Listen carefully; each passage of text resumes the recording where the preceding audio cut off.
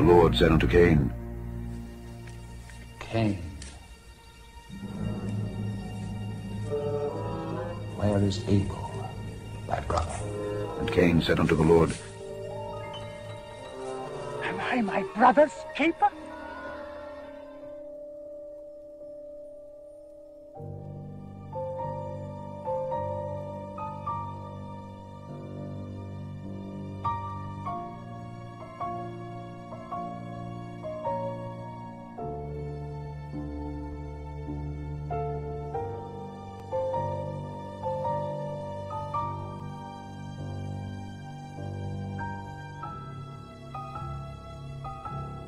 St. John says, how can you say that you love God when you don't see, if you do not love your neighbor whom you see?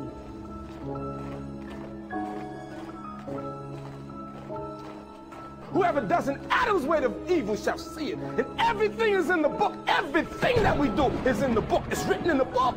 The legacy of genocide, legacy of colonialism, legacy of racism is in every one of us. Personal and collective well-being are interdependent. Again, if you are possessing more than what you need, you are stealing. One unrepented sin will keep you out of heaven, my friend. I am my brother's keeper. I am my sister's keeper. Hello, boys and girls. Today, we're going to learn about sharing. Do you know how to share? Christianity talks about letting go of our lives in order to save them. And letting go of some of our obsession about security, prosperity, and success, in order that the whole world may live, in order that the whole human family may live and flourish. That is something which Christians ought to be underlining as strongly as they possibly can.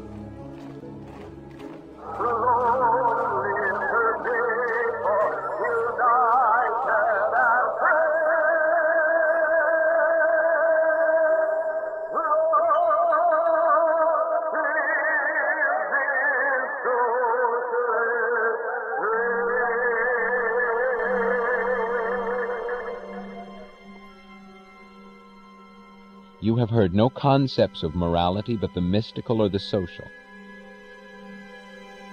You have been taught that morality is a code of behavior imposed on you by whim, the whim of a supernatural power, or the whim of society, to serve God's purpose or your neighbor's welfare, to please an authority beyond the grave or else next door, but not to serve your life or pleasure.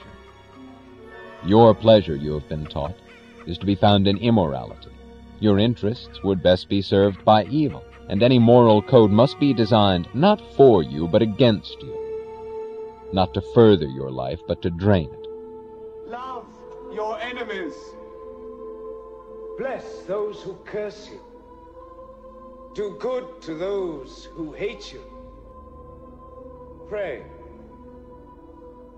for those who persecute you. If you love only those who love you, why should you claim any credit? Even the tax collectors do as much.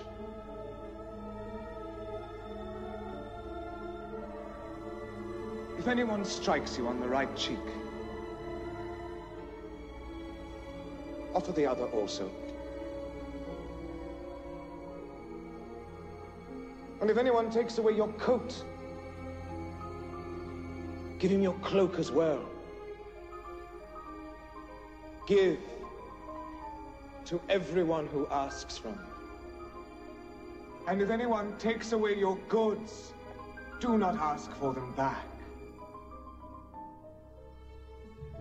For centuries, the battle of morality was fought between those who claimed that your life belongs to God and those who claimed that it belongs to your neighbors, between those who preached that the good is self-sacrifice for the sake of ghosts in heaven, and those who preached that the good is self-sacrifice for the sake of incompetence on earth. And no one came to say that your life belongs to you, and that the good is to live it.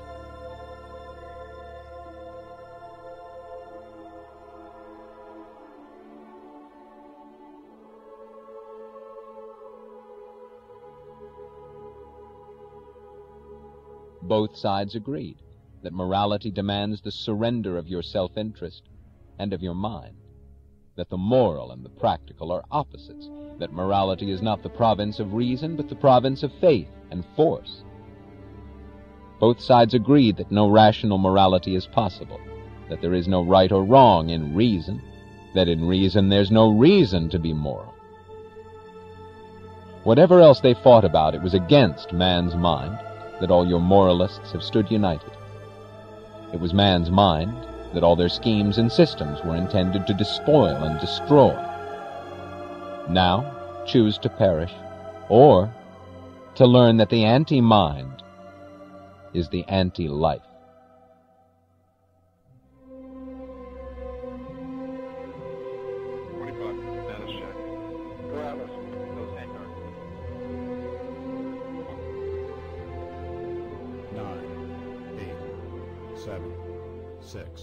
Sweep aside those parasites of subsidized classrooms who live on the profits of the mind of others.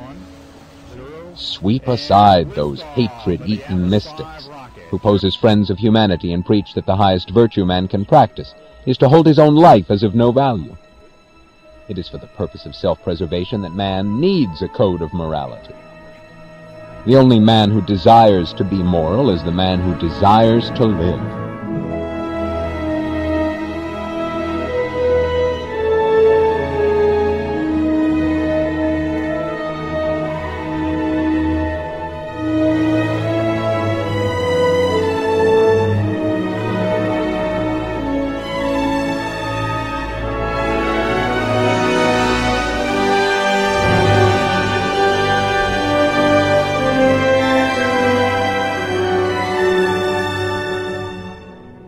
There are two kinds of teachers of the morality of death, the mystics of spirit and the mystics of muscle, whom you call the spiritualists and the materialists.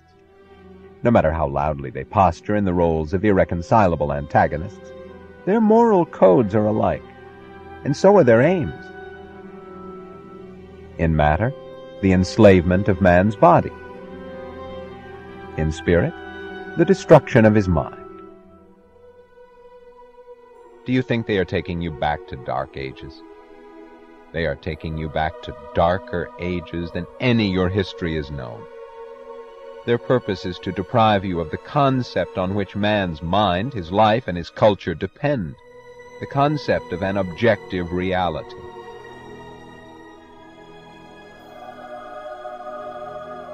We, the men of the mind, are now on strike in the name of a single axiom, which is the root of our moral code, just as the root of yours is the wish to escape it. An axiom is a statement that identifies the base of knowledge and of any further statement pertaining to that knowledge, a statement necessarily contained in all others, whether any particular speaker chooses to identify it or not. An axiom is a proposition that defeats its opponents by the fact that they have to accept it and use it in the process of any attempt to deny it. My morality, the morality of reason, is contained in a single axiom. Existence exists, and in a single choice, to live.